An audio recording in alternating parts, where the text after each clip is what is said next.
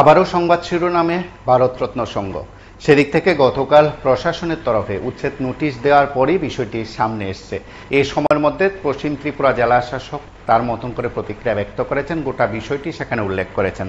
তার সঙ্গে যারা ক্লাব কর্তৃপক্ষ রয়েছেন, ক্লাব সম্পাদক সভাপতি রয়েছেন, সংশ্লিষ্টরা রয়েছেন, নিঃসন্দেহে তাদেরও বক্তব্য রয়েছে। সেদিক থেকে আমরা কথা বলবো ক্লাবের সভাপতি দীনেশ সরকারের সঙ্গে। দীনেশবাবু, শোনা যাচ্ছে?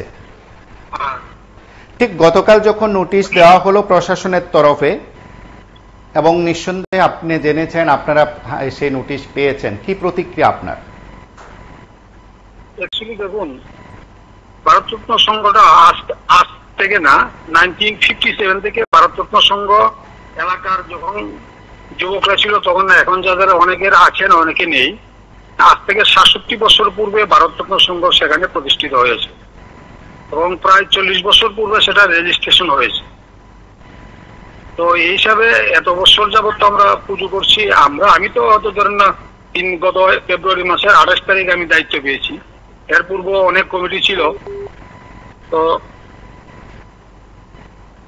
অনেকভাবেই হয়েছে। তো এখানে মূল যে মন্দির, মূল যে কাঠামোটা রয়েছে, আমাদের ভারতরত্ন সংঘের যে বিল্ডিংটা রয়েছে, সেটা মধুসূদন পাল নামে একজন ব্যক্তি দান করেছিলেন। ওইটাতে 2 ঘন্টা ভূমি আছে, আর বাকিটা সরকারে নেওয়া আছে ঠিকই, কিন্তু সেটাতে মানে ভারতরত্ন সংঘের যে প্রতিষ্ঠানটা রয়েছে সেটাও উল্লেখ করা আছে, যে মন্তব্যের কলমে আছে। আর বলবো, এখন দেখছি সরকার কি করে। আর আমরা তো জানি যে ভারতরত্ন সংঘ শুধু পুজোই করে না, ভারতরত্ন সংঘ সারা বছরই সামাজিক কাজকর্ম করে। এখানে একটা সরকারি একটা জিম রয়েছে, ব্যায়ামাগার রয়েছে, এখানে একটা অ্যাম্বুলেন্স আছে, একটা সববাহী যান আছে, এখানে একটা পার্কের মতন আছে, ছোট ছোট শিশুরা দুলনা আছে, এখানে দুলে বিভিন্ন ভলিবল খেলা, বিভিন্ন খেলাধুলা হয় এখানে মাঠের মধ্যে। তো ভারতরত্ন এবং বিভিন্ন রক্তদান শিবিরও ভারতরত্ন সবসময় করে এবং সরকারের সবসময় পাশেই থাকে ভারতরত্ন সংঘ। এখনো আমরা চিঠি পেয়েছি, আমরা আমাদের জবাব দেব, সময় মতো আমরা আমাদের জবাব দেব। তো আশা করি সরকার, আমরা যেহেতু এটা 67 বছরের পুরনো ক্লাব, 1957 থেকে যেহেতু ক্লাবটা এখানে আছে, আমার মনে হয় না যে এই আরো অনেকবার হয়েছে, কোনো সময় এইভাবে নোটিশ দিয়েছে। তো আমরা সরকারের কাছে, মাননীয় মুখ্যমন্ত্রীর কাছে আমরা আবেদন জানাবো যে এলাকার এখানে প্রায় 10,000 লোক আছে, প্রায় 900-র মতন সদস্যরা আছে এবং এলাকা আছেন। এলাকাতে একটা এমন কোনো জায়গা নেই যে ছেলেমেয়েরা খেলাধুলা করুক বা একটা বিনোদনের ব্যবস্থা অন্য কোনো জায়গা করুক, এরকম কোনো জায়গা নেই এলাকাতে। একটা জায়গা রয়েছে এখানে, সেটা আমার মনে হয় না যে সরকার সেটা দখল নেবে বা অন্য কিছু করবে। আমরা সরকারের সবসময় সরকারের পাশে আছি এবং সরকার, আশা করি সরকার আমাদের সেটা ভাঙবে না, এই আশায় আমি করছি। আপনি বললেন আপনারা যারা আছেন, আপনারা তরফ দেখুন যে 67 বছর পুরনো একটা ক্লাব, এখানে তো বহুত গাড়ি গুণীরা আছেন, অনেক যারা আছেন তারা এখানে যায়, ভারতরত্ন ক্লাবের পুজোতে যায়, সারা ত্রিপুরার মানুষই সেটাকে, উত্তর পূর্বাঞ্চলের মধ্যে একটা বড় ক্লাব।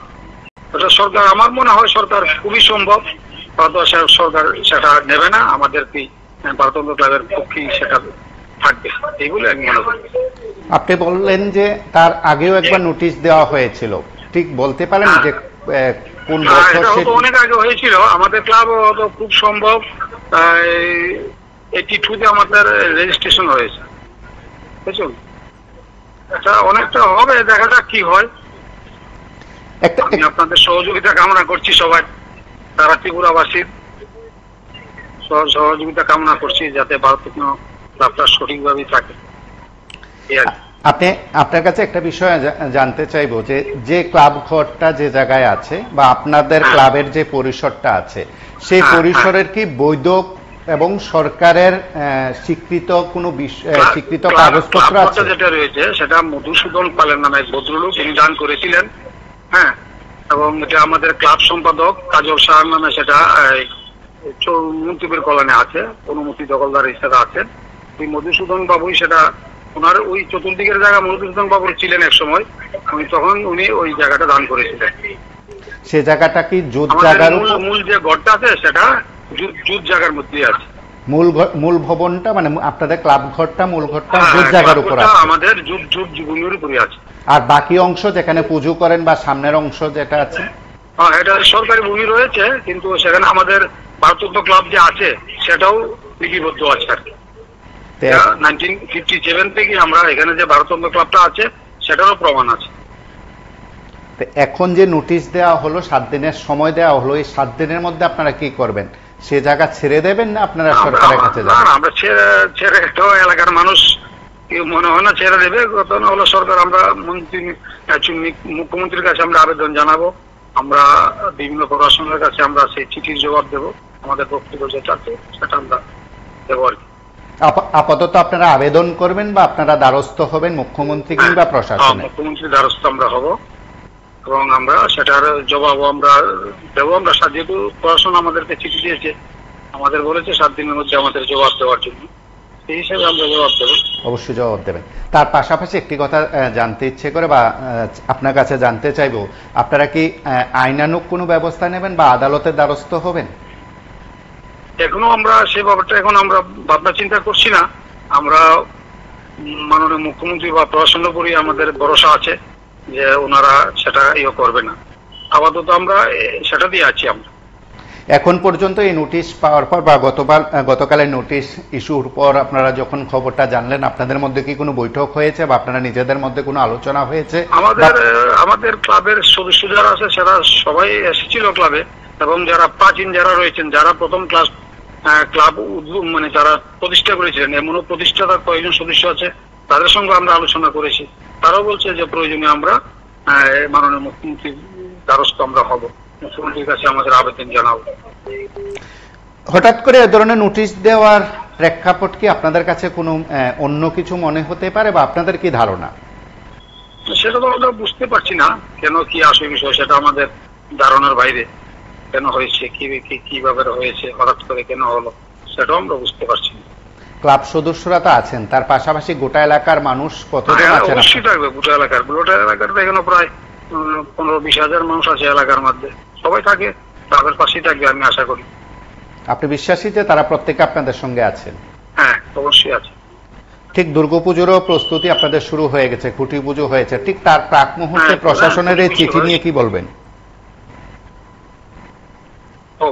ঠিক তার প্রাক মুহূর্তে প্রশাসনের এই চিঠি নিয়ে কি বলবেন? না, এখন তো আমি বলার কিছু নেই, যেহেতু চিঠি দিয়েছে চিঠির উত্তর দেব। আর বাকি যেটা আছে আমরা সবাই আলোচনা করেছি যে আমরা মাননীয় মুখ্যমন্ত্রী দ্বারস্থ হব। অবশ্যই, অসংখ্য ধন্যবাদ আপনাকে। আপনাকেও ধন্যবাদ। আমরা কথা বললাম ভারতরত্ন সংঘের সভাপতি দীনেশ সরকারের সঙ্গে। তিনি তার মতন করে প্রতিক্রিয়া ব্যক্ত করেছেন। তারা আপাতত আইনের দ্বারস্থ হওয়া, আদালতে যাওয়া সেই রাস্তায় নয়, তারা মুখ্যমন্ত্রী এবং প্রশাসনের দ্বারস্থ হবেন। মুখ্যমন্ত্রী এবং প্রশাসনের কাছে অনুরোধ করবেন যে তাদের বিষয়টির যেন ইতিবাচক কোনো পদক্ষেপ নিয়ে তাদের যেভাবে আছেন ঠিক সেভাবে থাকার ব্যবস্থা করে দেওয়া হয়। পরবর্তী সময় মুখ্যমন্ত্রী প্রশাসন কি উদ্যোগ নেবেন সেটা পরের বিষয়। আমরা একবার শুনি পশ্চিম ত্রিপুরা জেলা শাসক ডাক্তার বিশাল কুমার সংবাদ মাধ্যমের মুখোমুখি হয়ে এই ইস্যুতে প্রতিক্রিয়া ব্যক্ত করেছেন। আমরা একবার শুনি জেলা শাসক কি বলছেন।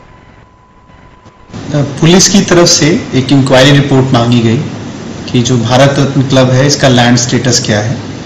जब हमने इंक्वायरी कराई तो लैंड स्टेटस उसका खास पाया गया और फर्दर इंक्वायरी पे उसमें एक स्ट्रक्चर मिला है, एक बिल्डिंग मिली है और भी एक दो स्ट्रक्चर्स मिले हैं। तो कानून की तरफ से जो कार्रवाई होती है उस हिसाब से उनको वहाँ से हटाने का नोटिस दिया गया है। अगर वो 7 दिन के अंदर नहीं हटाते हैं तो सरकारी कार्रवाई के माध्यम से उसको हटाया जाएगा। और पुलिस का जो इंक्वायरी है वो कुछ इंसिडेंट्स वहाँ पे हुए हैं उस एरियाज में जिसमें भारत रत्न क्लब इन्वॉल्व है। इसके बारे में पूरी जानकारी हमें आप चाहें तो पुलिस से ले सकते हैं। एक क्लब का ही सरकारी जमीन में या आसपास जो जगह है वो भी सरकारी जमीन पे? जो टोटल एरिया है वो अमूमन लगभग 1 एकड़ के आसपास है। उसमें क्लब का एरिया भी है, उसके सामने का भी थोड़ा एरिया एक खास जमीन है। Thank you. আপনারা শুনলেন পশ্চিম ত্রিপুরা জেলা শাসকের বক্তব্য এবং সেদিক থেকে প্রশাসন যে উদ্যোগ নিয়ে বা পদক্ষেপ গ্রহণ করে নোটিশ দিয়েছেন, তারপরও প্রশাসনিক কর্তারা কতটুকু এগোতে পারেন, পরবর্তী পদক্ষেপ কি হবে, 7 দিনের মধ্যে কি উত্তর আসে ক্লাবের তরফে, প্রশাসনের তরফে বা কি ব্যবস্থা আছে, সেটা আমরা আপনাদের কাছে তুলে ধরবো। তার আগে বলছি যে এই সময়ের মধ্যে আবারও সংবাদ শিরোনামে ভারতরত্ন সংঘ, তার আগের প্রেক্ষাপট আপনারা জানেন, দীর্ঘদিনের প্রেক্ষাপট আপনারা জানেন, আমি সেদিকে ব্যাখ্যায় যাচ্ছি না। ঠিক দুর্গাপুজোর আগে যখন খুঁটি পুজো হলো, তারপরেই ক্লাব নোটিশ পেল। পরবর্তী বিষয় কি থাকবে, পরবর্তী ক্লাব কর্তৃপক্ষ কি করবেন, এলাকাবাসী কার পক্ষে আছেন, কি পদক্ষেপ তারাই বা নেবেন, বা প্রশাসন যতটা কঠোর হওয়ার মনোভাবে নোটিশ দিয়েছে তারপর কি ততটাই থাকবে, নাকি যতটা গর্জন ততটা বর্ষাবে না, সেই পরিস্থিতি তৈরি হবে আমরা জানি না। আমরা এতটুকু বলতে পারি যে এই সময়ের মধ্যে ভারতরত্ন সংঘের তরফে যে প্রতিক্রিয়া আমরা আপনাদের কাছে তুলে ধরেছি, প্রশাসনের তরফে নোটিশ দেওয়া হলো, তার প্রেক্ষিত আমরা বলতে পারি আমরা পশ্চিম ত্রিপুরা জেলা শাসকের বক্তব্য আপনাদেরকে শুনিয়েছি। আপনারা বাকিটা মূল্যায়ন করবেন, সময় সবকিছু বলবে, আমরা তার বিষয়গুলো আপনাদের কাছে আমরা তুলে ধরব।